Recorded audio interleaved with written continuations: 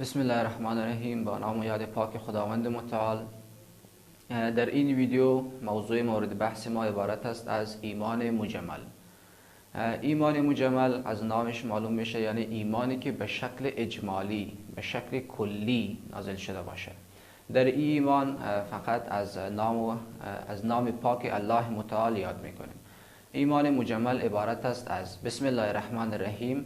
آمنت بالله كما هو بأسمائه وصفاته وقبلت جميع أحكامه إقرار باللسان وتصديق بالقلب. یک دفعه دیگه، آمنت بالله كما هو بأسمائه وصفاته وقبلت جميع أحكامه إقرار باللسان وتصديق بالقلب. خب، وقتی که چند جمله عربی رو میگیم هدف ما چیست؟ از این چند جمله چی رو میفهمیم، چی رو میخوایم که بگیم؟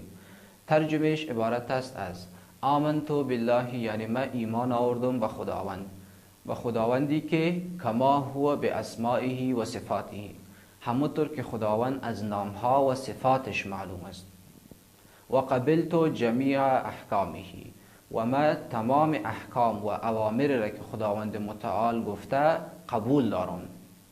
اقرار باللسان، به زبان خود اقرار میکنم، و تصدیق بالقلب، و به قلب خود هم قبول میکنم و تصدیق میکنم.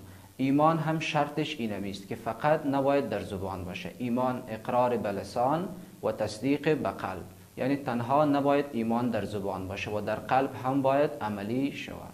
تشکر. teachteam.online ستاسو د خوښ زده کړې ستاسو په خپل کور کې.